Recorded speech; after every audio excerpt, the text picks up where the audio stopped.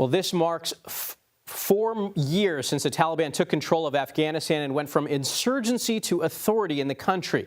Here's how it unfolded. On April 14th, 2021, then-President Joe Biden announced a full withdrawal of all 2,500 U.S. troops from Afghanistan.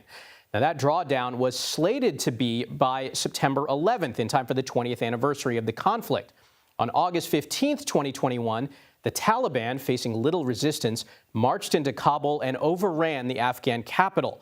On August 26th, 13 U.S. service members and around 170 Afghans were killed by an ISIS suicide bombing at Kabul airport's Abbey Gate as thousands of people were being evacuated. Then on August 30th, the Pentagon announced that the last U.S. troops had left Afghanistan, bringing America's longest war to an end. Now, since then, the Human Rights Watch says the Taliban has deepened its repression over Afghanistan by intensifying restrictions on the rights of women and girls, detained journalists, and silenced dissent. Now, for more on this, I want to bring in CBS News senior national security correspondent Charlie D'Agata. Now, Charlie, looking back 4 years on, what lessons have been learned by the fall of Kabul? Yeah, Michael, that's the subject of ongoing investigations. What went wrong, who was responsible, who was culpable, and how the United States military can do better. I interviewed the last U.S. commander in charge of the mission just days before that drawdown. NATO's resolute support is what it was called, General Austin or Scott Miller. I asked him what he feared most because he was planning this drawdown. He said, look, if these provincial capitals start falling, places like Kandahar, Helmand, Nangarhar, Ghazni, words we were familiar back then, not so much now, then Afghan forces were in real trouble. And that's exactly what happened. Literally in a matter of weeks, they fell like dominoes. Earlier this week, President Trump signed a proclamation honoring 13 U.S. service members, as you said, killed in that suicide bombing in Kabul during that chaotic withdrawal.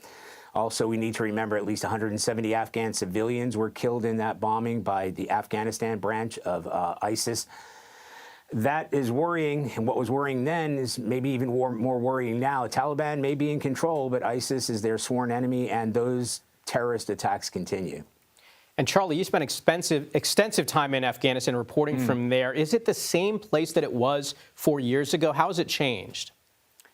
Well, it changed over the years. I mean, I spent decades there, and in the beginning, it was a full-on war. Remember, the Taliban was harboring al-Qaeda, and this is the reason that the United States invaded.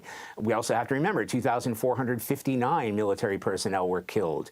An additional 20,000 were wounded. 18 members of the CIA were killed there. 1,800 civilian contractors were killed there.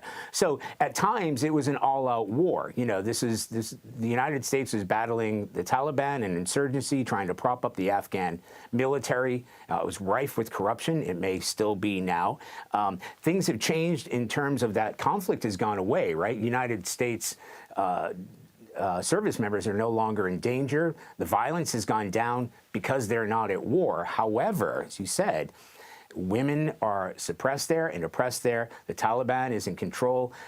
They don't have a lot of money because they are still essentially pariahs. They're not trading with the United States. Even China, who had gone in there with great promises of investment, even they've pulled out because the Taliban. It's difficult to do business with the Taliban there. So, in terms of sheer casualties, annual casualties, that's gone down because it's not a country in conflict anymore.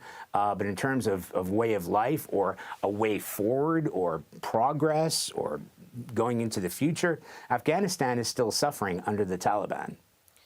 Some important perspective there. Charlie D'Agata, thanks for joining us. Thank you.